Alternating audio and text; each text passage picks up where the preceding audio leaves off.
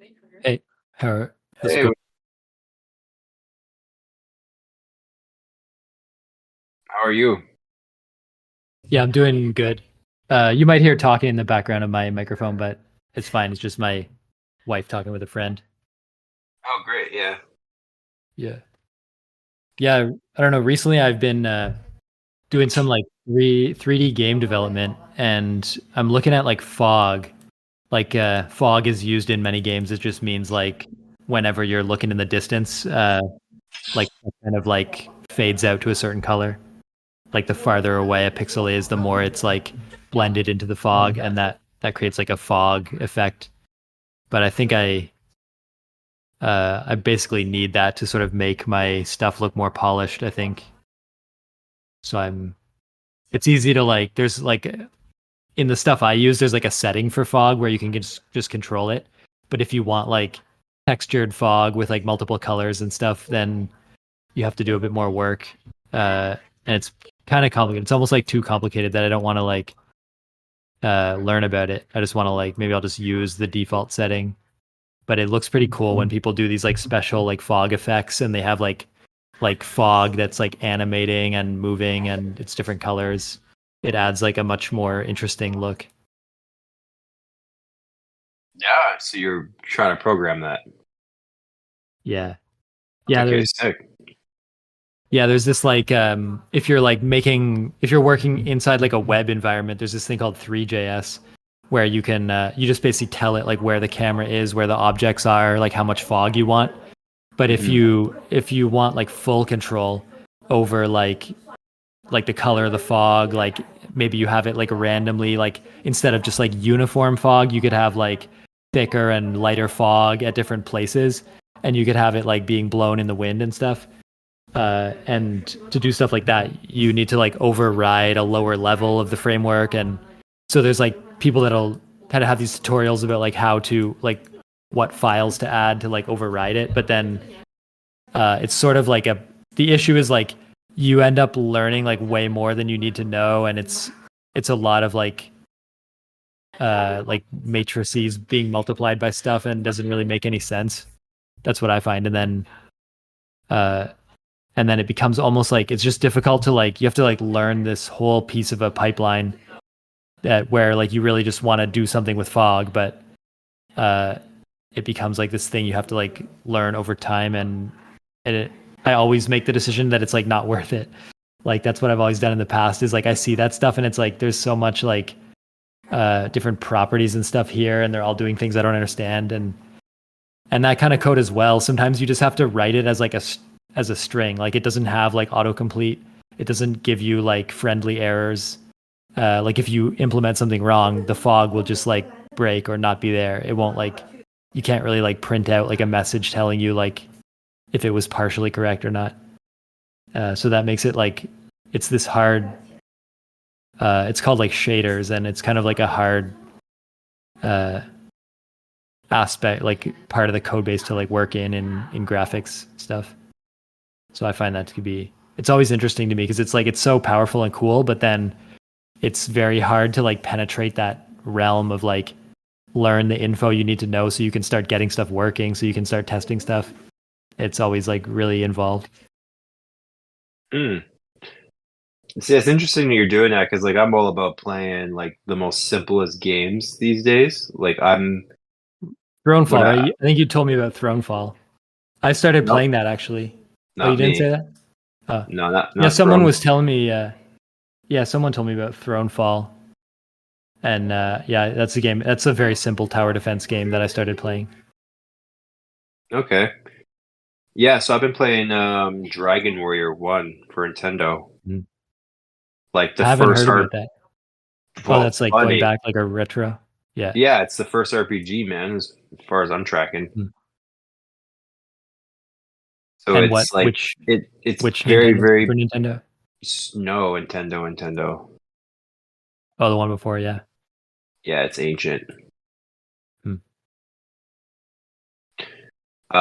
But yeah, no, I love how simple it is, and it's like, you're one person, everything is like it's just you taking on monsters. It's very basic, it's very mind numbing.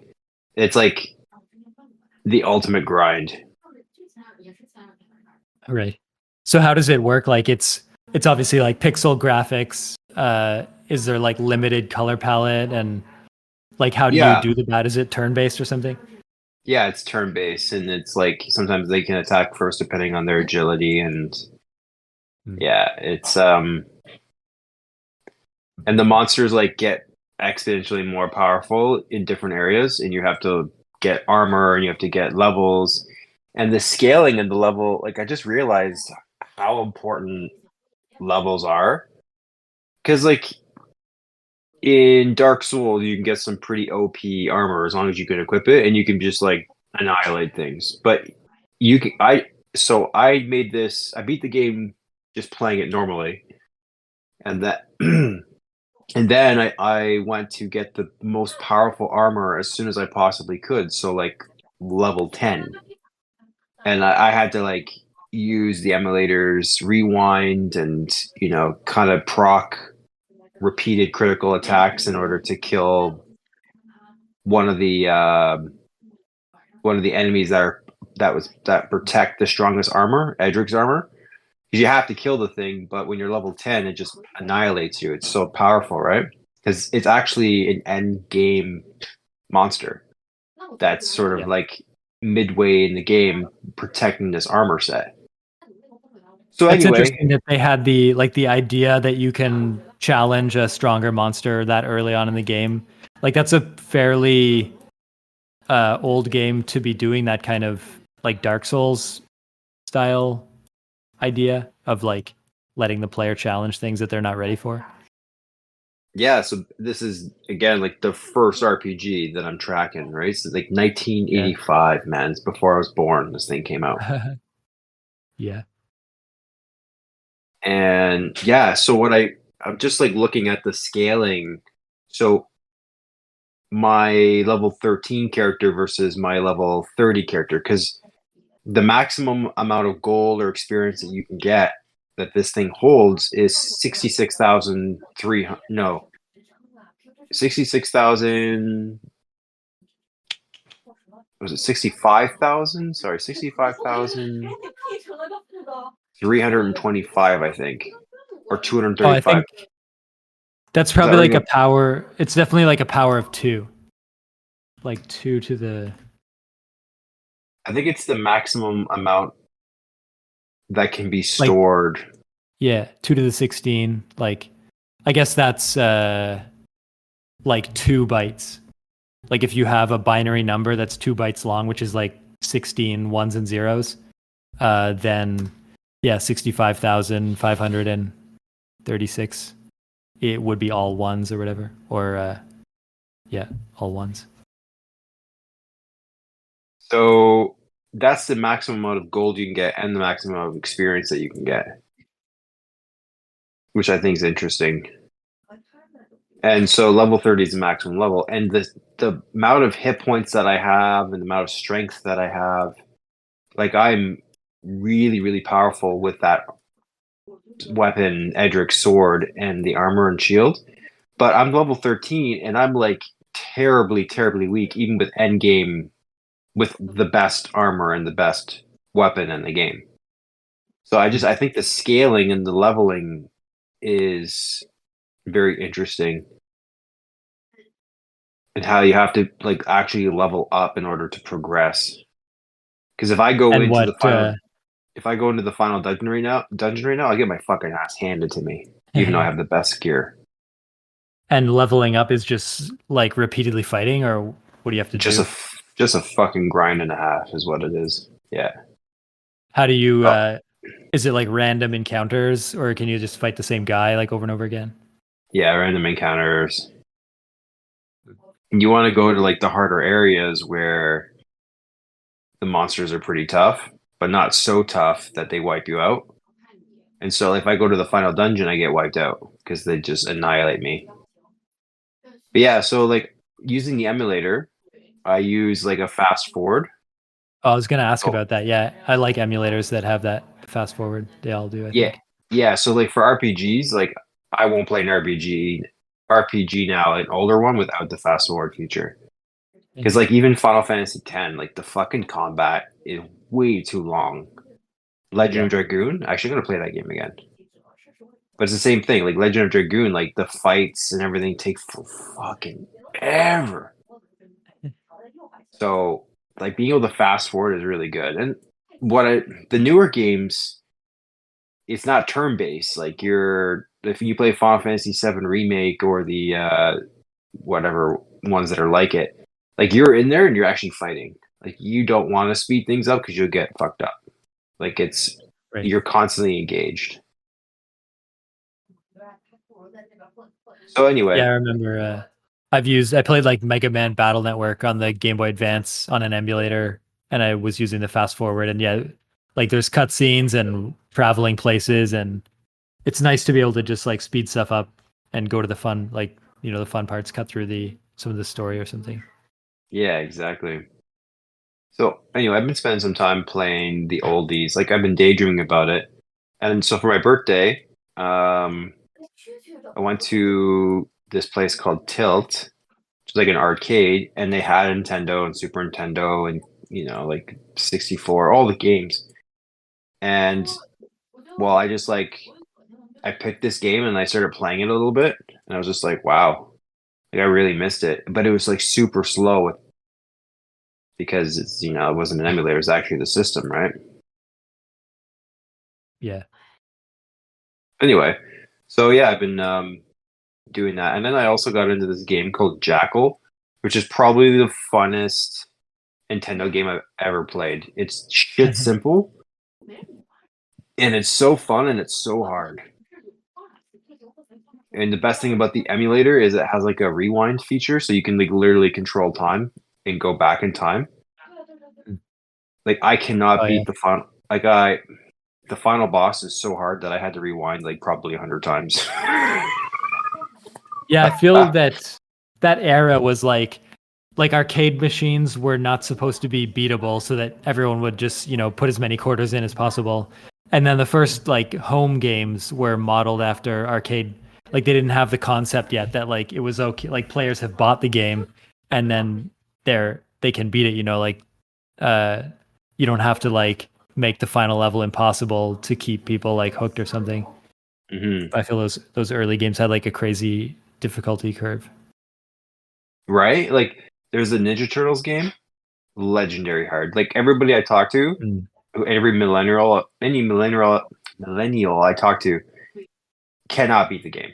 Like they've never got past the final dungeon, which was the Shredder place. Yeah. They just couldn't do it because you Is get that to it and like I had like Turtles in Time on the Super Nintendo, and I remember that was kind of hard. Turtles in Time. Yeah, Turtles. It was like the four Ninja Turtles. You could pick one, and then it was like a Street Fighter, like sort of scrolling. Like I don't know if it's Street Fighter esque or not, but like you scroll and you fight like guys as they come on. It's like 2 dimensional, but the characters are like flat. Oh, okay. Yeah, so this game is like a side scroller when you get into a level, but you pick the level kind of like you can walk around and stuff. And then there's depending on the area that you're in, you can go in through different like sewers or like Yeah, I actually like yeah, it I'm must gonna be play it. similar. Yeah, I'm gonna There play was it. a remake though. Like they remade that style, like on the Nintendo Switch. I think it came out like a modern remake of that same like sort of side-scrolling beat 'em up like level-based thing. But they Yeah. like made like they just did like a modern remake of it. Hmm. And people said it was. I think they said it was like it was good. It had like some good improvements, but it was the same base levels and stuff. Okay.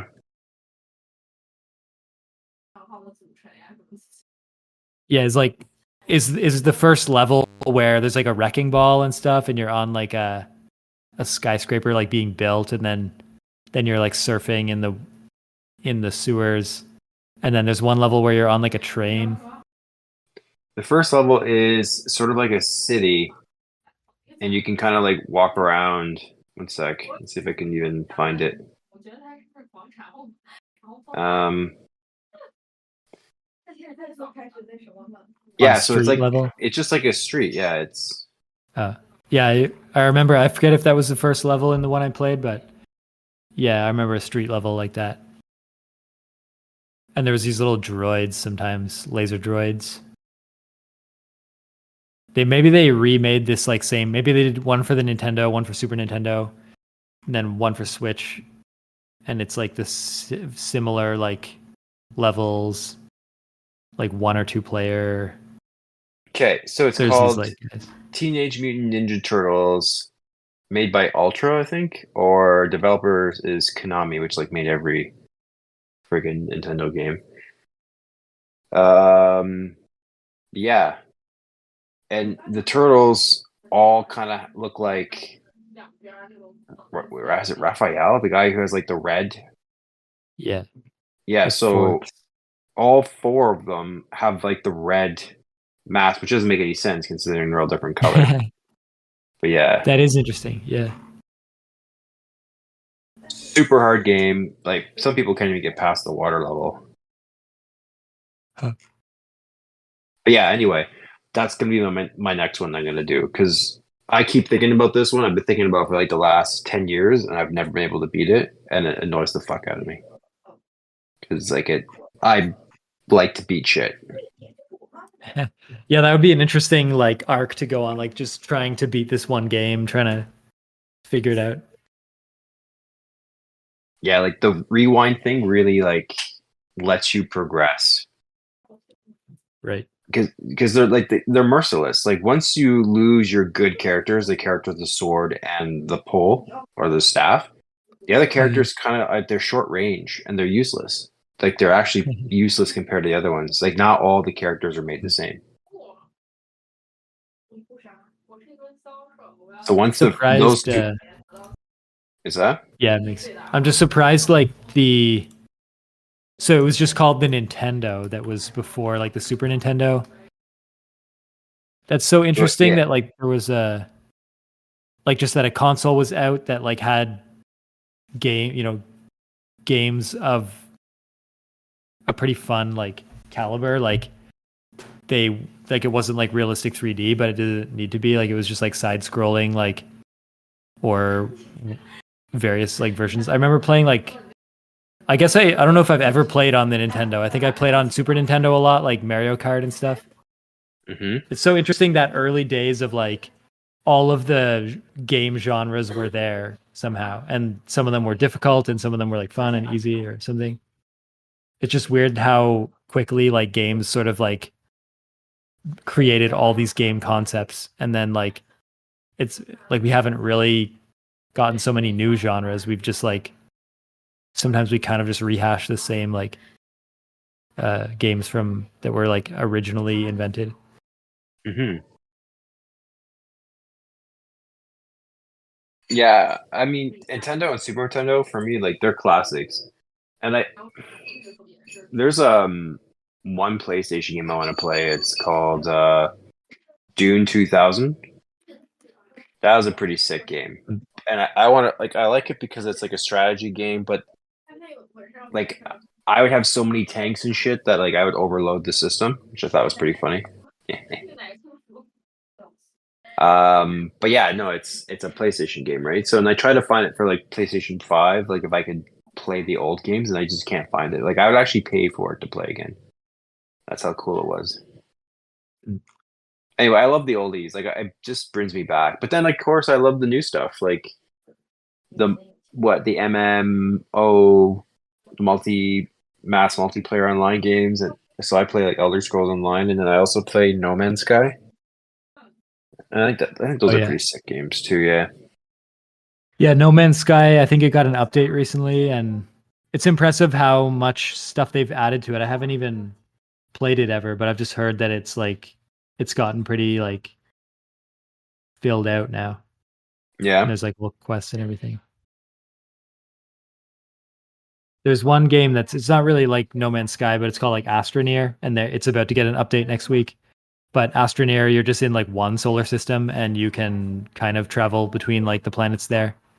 You don't Hmm. have like control. You can just like go to the other planets. You can't, and you're sort of watching like a smooth like cut scene from one planet to the other when you take your shuttle there.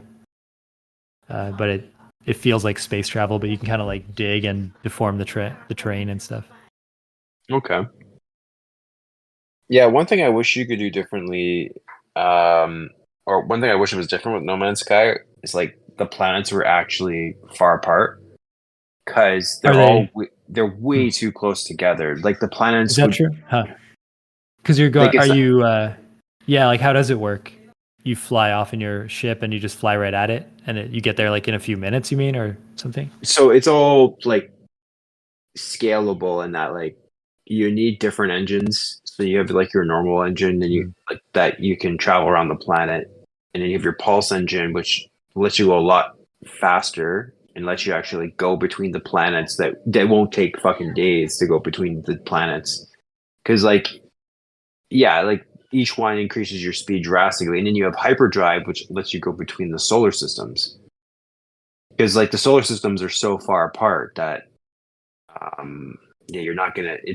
Good luck trying to get out of one with the what's it called, the pulse drive. Like Yeah. it's just gonna take forever. And it's not a pulse drive, but like Star Trek, where you're just going super slow.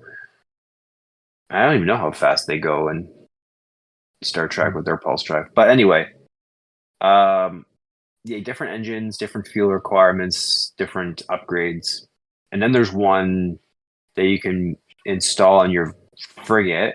No, your freighter, which will take you between galaxies because that's even more distance. I forget, like that's a hypercore drive or something. Anyway, you'd have to, yeah, it's you can only get that if you do an expedition or something. Which the problem with the game is if you're not there at the beginning when it was first created, you can't do the earlier expeditions to get some of the cool rewards, like the ability to travel between galaxies. I can't get that. Oh, And then that's there's like, weird. Well, how do and you there's do it? You like pay some kind of fee or no, something? I would pay. And then there's like this thing called the But how Atlas. do can you just never go to another galaxy then, or it just takes longer? I beat the game and I got to the center of the starter galaxy, Yeah. and then you get to pick which one you Hmm. go to. You get to create your own kind of galaxy, I guess, and go to it. Hmm. But you don't actually create it. It's this is part of the story. And I Right. picked a galaxy that resembles. I want it to be as realistic as possible and as shitty as possible. So I picked a galaxy that was like scarce in resources and life because that's realistically how it's going to be. There's not many planets with life, and yet most Hmm. planets in this game have life. It shouldn't be that way. And all the life seems to be all over the place and like you can pretty much find most of the species in like in one given area that you land and again that's not realistic. I Can want you? What real if you like could you get stranded on a planet with no ship and the planet doesn't have the resources to like build a new ship? Can that happen? well no. You can't actually and that's another thing. So you can't build a ship. You can buy ships, Hmm. but you can't actually build one from scratch, which I would like. And no, you can't fuck yourself like that, which I wish you could as well. I wish you could strand yourself and then be forced to do something about it. But like, Hmm. yeah, like your ship getting destroyed. Like once your ship is landed and you're out of it, it's like impervious. Like if you can't damage it. And Oh. so I get chased by pirates, I just land and then they don't attack me anymore. But realistically, they would bombard me from the sky. I want there to be more realism. I want it to be real. So what do you mean It's about the real. planets? Like you just mean once you have the engines, you don't really have to think about travel time? No. So you go to a solar system, and all the planets are a hop, skip, and a jump from each other, which is unrealistic because they're going to be at different Hmm. distances in their orbit from the sun, whatever sun they're going around, right? So, Yeah. like, if I go to like a Saturn like gas planet, which I don't even think are there any gas planets in it? There needs to be gas planets, things I can't actually land on. But let's say I go to one of these things, the next planet, let's say like a Mars type planet, shouldn't be something I can access by a pulse drive. It needs to be fucking far away, like the other side of the solar system, far away, where I What about actually planet size themselves? Like how long the large massive. planets, like how Could it like if you just walk around the circumference of the planet? You can't. Yeah, Yeah, that's I pretty good can't. then. Even the moon's Yeah. like, and then like if you're trying to like Yeah. even fly around the bloody thing, it takes forever with your normal drive. So Huh. okay, that's cool. That's probably more realistic. Like the sheer size of the planets and how they have that fit into a space that you can navigate with your ship. That's really cool. But I don't like how everything's kind of close together. If I want to go from one planet to the next planet, like ideally, like realistically, I'd have to use my hyperdrive. I'd have to fold space time to get from one end of the solar system to the other. Like it's because I take a bearing towards the sun and I use my pulse drive and I just like could let it go for an hour and I'll never reach the center. It's of the solar system. Mm. It's just too bloody far. So I think what they could do is they could make another engine that's beyond the pulse, in between pulse and in between hyperdrive. So and then make the planets further apart as they should be, and then yeah, travel to them. Yeah, I That's do. my Yeah, that's mhm. true. It's a good point. Like I always like I like the beginning of games. I like being on like the starter area, and I like when it's like kind of long and drawn out before you sort of become all powerful. And yeah, like if there's, if it was like a real challenge to like explore just the solar system and then you sort of repeat that process but a little bit faster.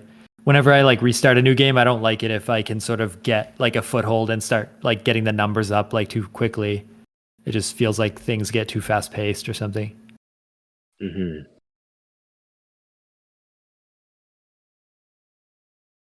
I think it's a great game and it has unlimited potential.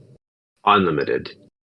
It's going to be VR. Like you're going to be able once they get VR, you're going to be able to immerse yourself into this thing. They already kind of have Mm. that idea where I don't want to spoil it, but they kind of have that idea in the game already where you can just like live in a created solar system. It's fucking actually they're way ahead of their time with this. So clever. So clever. Yeah, I haven't Uh looked into it too deeply. Just every once in a while someone mentions that like the game's doing well and it's got some stuff in it, but I it's haven't amazing. seen it like firsthand. Yeah. If I could, I would I want the Atlas gear because like I'm all about cosplay. I'm all about Hmm. like pretending I'm something and then giving her, right? And so like I want to be an agent of the Atlas, which is like pretty much a program that's God that's running everything. And the gear, the Atlas is the most advanced technology that that you come across. Like it quite literally creates the existence and it can destroy everything too. Hmm. So like I really think that's cool and I like red and like black and I have a spaceship that's from the Sentinels that looks pretty badass. That's red. I found a red one. And the Sentinels are pretty interesting and like they're little bastards and they're all over the galaxy and they can wipe everything out, apparently. Like the story's really good. But like I want that armor and I can't get it because it's from an early expedition. They'll never be able to get it. And That is weird. that irritates me Yeah. so much because the customization in that game is super lacking. Like you Hmm. have like the option of maybe 6, 7 different helmets if you're an Amelie, which is like your starting character, and that's it. You would figure that there'd be like, I don't know, hundreds of options. Hmm. That's similar to Astroneer as well. Like there's outfits from previous like contests or community events that are just like a one-time thing. And I've never been like super into outfits, so I've never felt like annoyed that stuff cannot be gotten. But it's weird like in a game like they want you to play the game, they got the good-looking outfits. I feel like any player that puts in the effort should be equal.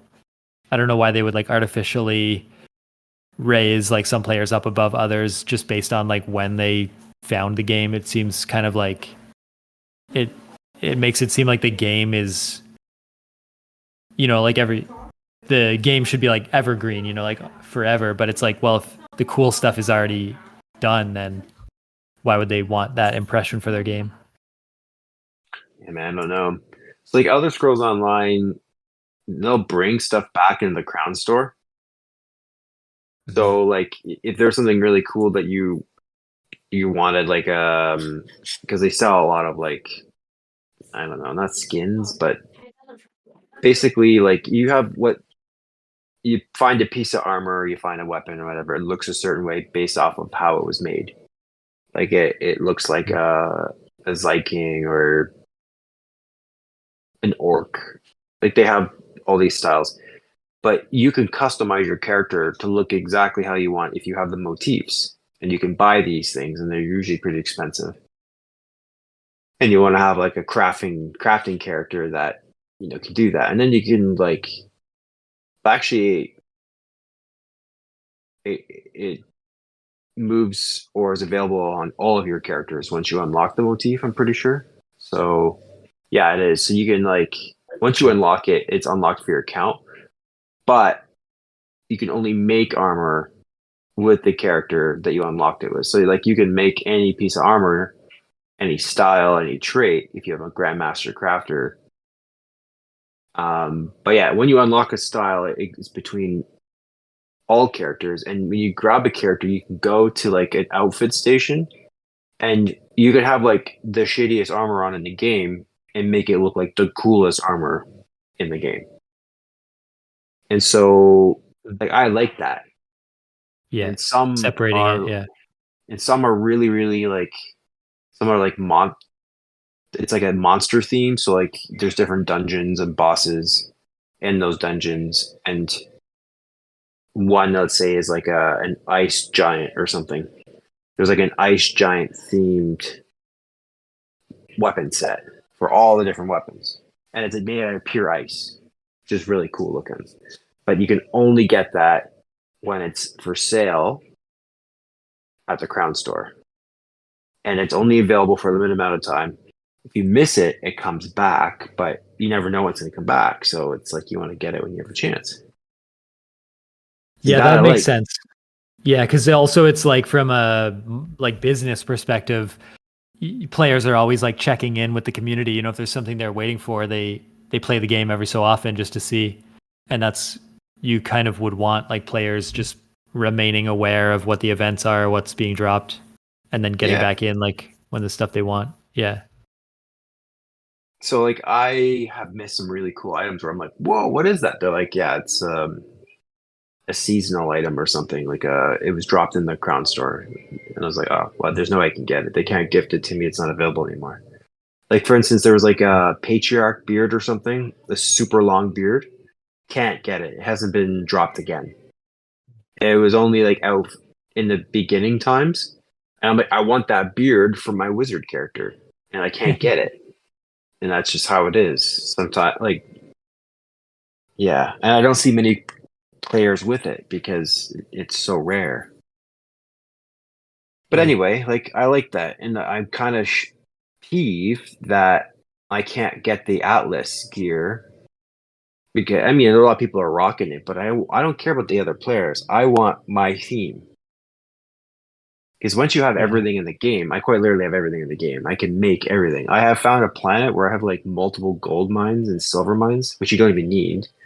Just one gold mine is enough. I amassed so much wealth. I have like 3 billion credits.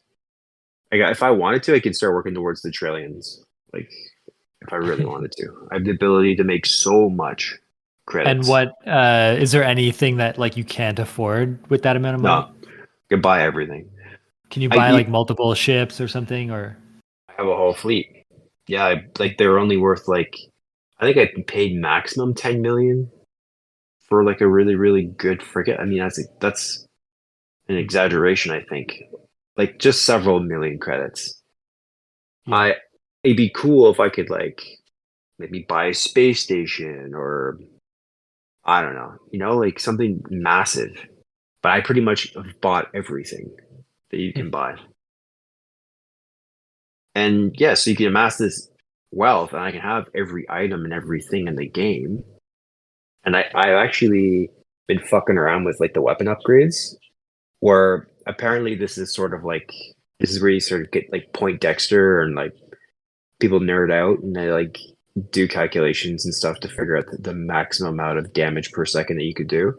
Right. And Yeah. I just started like I discovered all the different weapon enhancements. Like the best thing that you can get, and this is a money thing as well, is like the outlaw stuff. And the outlaw is better than the S tier gold upgrade sometimes, but sometimes it's complete shit.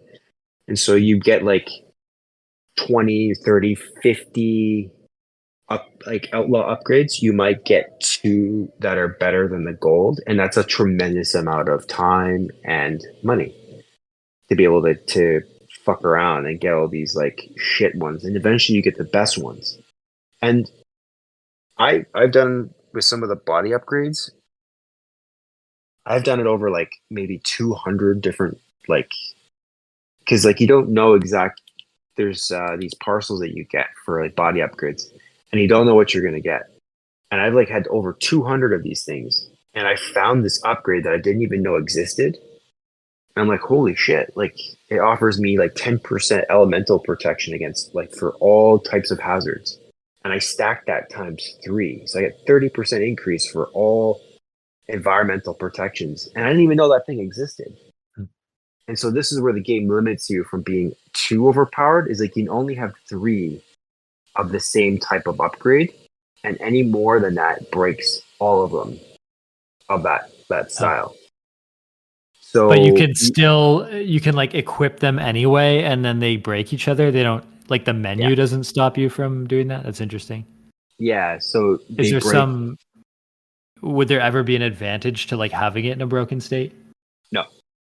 So you add the four, the fourth one breaks everything, and then between the four in your inventory slot, you can just pick the weakest one and destroy it.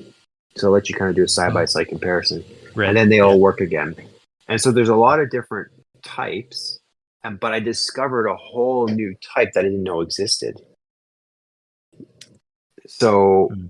yeah, I did that after like 200 fucking things. And so anyway, Do you ever do you go on like the wikis though and just look at like all this stuff, I did or that you? after the fact. Yeah, yeah. And then I Oh yeah, after you discovered found a like, new one.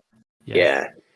But then that's for the body and like protection system that you have, like force Mhm. fields and stuff. Because I have like four force fields. Um, yeah, I'm pretty overpowered. Like I'm a absolute monster in the battlefield, and my weapon is stupid. I think it does like 35,000 damage per second, and when you start the game, it's like a couple hundred, and like per Yeah. second. And that's not like that's one thing. And then that damage is times by like 40 to 50%. So times that by 50%, 40, 50% if I paralyze an enemy with a static mine or something. So like you can use like a grenade that like stuns enemies and just turns them into like fish in a barrel. It's easy mode for this game. So you shoot this thing and it has a massive AOE or yeah, AOE. Yeah. Basically paralyzes whatever organic item or machine enemy you're trying to kill. And then you're just like shoot this thing. In like 2 seconds you've done over 100,000 damage. It just annihilates everything. It's so fun.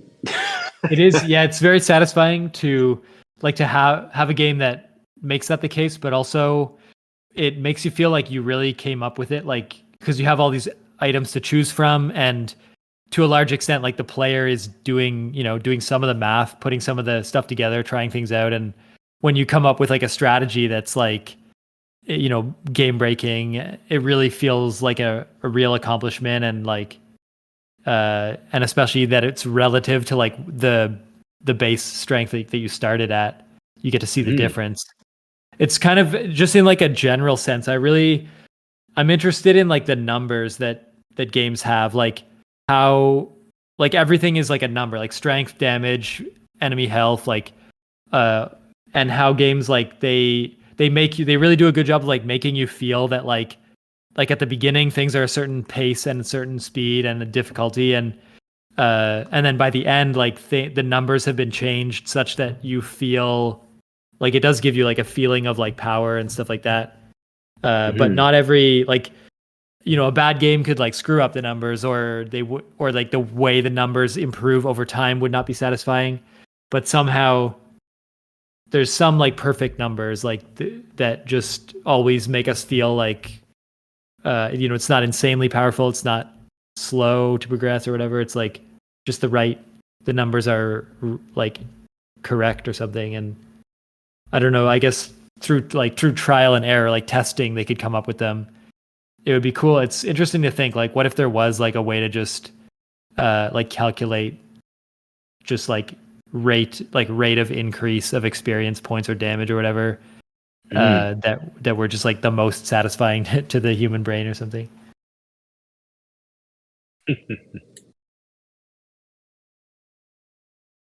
But it's fun though. It's like it's fun when things are kind of like a grind, like when you can see that like something is a certain value, and by doing this like certain activity you get a certain amount of gold or whatever, and then you can sort of like approximate like how long it's going to take, and then that makes you like value the thing more, like however long you have to do the thing, then you feel like you've invested in it, and then eventually you get the thing, and uh there's like a feeling of like that you have paid the dues like to get this thing or something.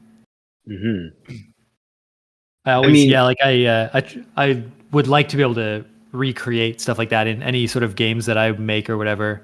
I would want to be able to mimic some of these like systems where the player gets invested or feels accomplished or like feels relatively strong like after some amount. But yeah, I've never looked into it like precisely. I've just done like weird experiments or something. okay. Yeah, see, like I'm all about breaking a game as quickly as I possibly Mm. can. Yeah.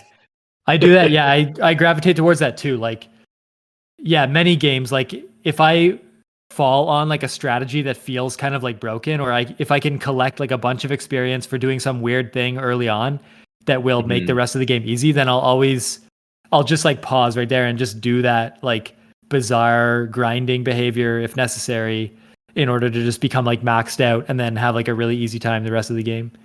Yeah. Yeah, I'm like, yeah, that's the main uh that's what I kind of do in Astroneer. Like I've been working on like the most efficient way to go from like this new game state to like having all the powerful stuff like unlocked. Just like, what's the fastest way to like mine everything and get things going and automate things and stuff. Hmm. That's like what I did with Mhm. the gold mine. Like I basically scaled the shit out of it to break it. So Hmm. yeah. That's pretty fun. Yeah, like what is there an involved process with that? Are you just, yeah, like what, you come across a gold mine and then what do you have to do? Like install some machine or something? Yeah, you have to be able to like harvest it out of the ground and stuff. So yeah. Um, Mhm. where's it going with this? Does it just run? Like, do you have to supply it with some kind of power, or like it runs at a certain rate, and then do you then sell the gold at some like exchange space Yeah, there's like station or a something? galactic Yeah. terminal or something. Hmm. And yeah, you can sell stuff there. Basically, anybody in the galaxy can like buy your stuff that you're trying to sell. And you can like sell like a ridiculous amounts. I think they have it uses like pockets of, I don't know how to describe it actually. Um, you know how like you can kind of store things in space time, like a space. Oh God, what is it? Hmm. Out of that, Sure. you could kind of like store items. It's not real. It's a science fiction thing. It's like storing items in. Just like another dimension or something. Yeah, that's it. Yeah, there you go. So Hmm. like shrinking it down in order to fit Oh into, yeah. the quantum world, or Right. I wish I could figure out the lingo for it. But yeah, so that's um how you can store something because you can hold a lot of shit. Ridiculous, like an unnatural, Uh, an unrealistic amount of stuff, and it's because of like this technology that lets you. Anyway, make sense or no? Probably not. it gives me the idea that like it would be cool if like the entire universe of the game was like a small quantum pocket in a larger universe, and Quantum if pocket. Okay, yeah, I think is that's that what what it's. it Quantum could be. pocket. Yeah, yeah. But it would be cool if like not only could you like like take all the gold out of these gold mines, but you could take all the resources from all the planets and then like or you could like wire up the entire like universe so that it just outputs like all of its energy into like whatever universe is like one level up, and then you sort Mhm. of it would almost be like a new game plus like you now have all the power of this one universe that you're carrying around in this almost like a new game state, and then you just like do it again. Sounds OP, man.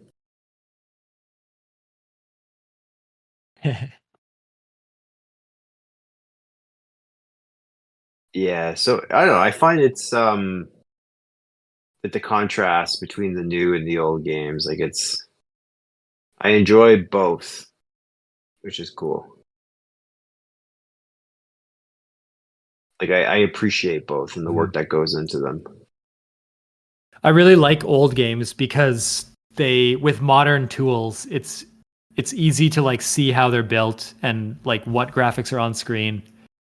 And it inspires me a lot more to feel like I could like with enough individual effort I could recreate some of these retro games like at least technically like the stories are like beyond me, but like at least the technical aspects of the graphics and numbers and stuff like there it's easy to see like how it could be done with modern tools, and that's inspiring because then it's like, oh, I could make games that are at least as good as like the original ones, and then yeah, Hmm. and then sort of like a you start there and then there's a pathway to like making something closer to like modern games that are like fun today that take lessons from these early games or something.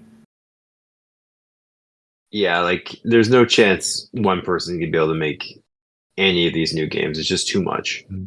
It's impossible. Yeah. Maybe if you leverage like AI or something, I don't know. Anything But with like high res art. Yeah, high res art and a lot of systems and multiplayer. Like, yeah, it feels too much for one person. But yeah, if you just like scale down all the graphics to like the early 3D games, and if your game has like a consistent style, then you can start to approximate like just like sort of make most of the game. Because yeah, modern tools are so powerful. It's just sort of down to like learning how to use modern tools, and then there's whole games that are not so hard to make. It's more just yeah, the ideas. That's the challenge is like the game design and making the game fun. mhm. Yeah, actually Oh my man, goal right now is to make some like interactive music videos. Like that's sort of the idea that I have in my head is uh like a casual passive experience where you're sort of like almost feels like an interactive music video. yeah. So that's what I'm sort of targeting. I'm targeting that idea, and then I'm just trying to learn a few different things that I need to learn to make like a nice visually interesting like thing like that.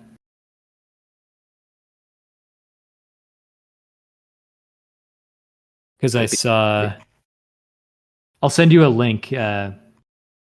I found like a guy who's made some things that he calls like interactive music videos, just that run like in the browser, and it's like inspiring for me. It's definitely the direction I want to move in. There's like he didn't do everything perfectly in like the style that I would want, and mine would be like a lot simpler. But this is like a really impressive start that someone has come up with for like this idea of interactive music video. It's cool. nice. They've got like yeah, like lighting, like fluorescent lights, and a lot of cool screen effects and transitions and stuff. You have to show me when you got it. Mm. Well, you said you got Yeah, that you have a sample from someone else, but when you start yeah, sample from when someone. you Yeah, yeah when you do it, Sick. Yeah, I'm still like putting pieces together, but yeah, I'm excited for whenever I can come up with something that's like a an initial like proof of concept that like shows that like something cool is like to be found here or something. Yeah. Cool. All right, buddy. Well, thanks for the chat, and I appreciate you, changing the date Yeah, no because I worries. got to do some ecstatic dancing Thursday, which everybody should do. Something about dancing that reconnects you to your body, and like when you suffer from trauma, probably this is a topic I probably should have Mhm. started sooner, but like when you suffer from trauma, it changes your brain, and it can also like deconnect you from your body, and especially when you combine that with the fact that like the military is like, oh, push through pain, ignore your body. But no, you don't ignore your body. Your body talks to you and it tells you what it needs. But when you ignore it for so long, you become disconnected. And I find that through dancing without substance use, just dancing and allowing yourself to like flow and to let go of like the fear of being judged, you can really like connect with yourself again. It also like loosens things up and reduces inflammation and That's a cool it's idea. I physical. haven't thought about it in that way before. It's neat that that stuff's happening. Yeah, it happens often, and like I want to share that with Mm. any and everybody who is willing to do it. So anybody who's local, I sent an invite to. But yeah, that's Thursday. And then there's gonna be another It's one. almost like a form of improv. Like improv Yeah, can be like kind of freeing in that way, and this is almost like the physical version of improv in some way. yeah, man, exactly. Mm. Because it's like there's formal dancing and technique and stuff, and like I've done salsa and all the other stuff. I'm just like, no, that's not how I want to dance. It's too regimented. It's too structured. I want to be able to just free flow. Yeah. So anyway, but I'll let you know how it goes, buddy. Yeah, sounds good. And let me know your progress on the video stuff. Yeah. Yeah. All Yeah, right. sounds good. Okay. Okay. I'll catch you later. Bye. Bye bye.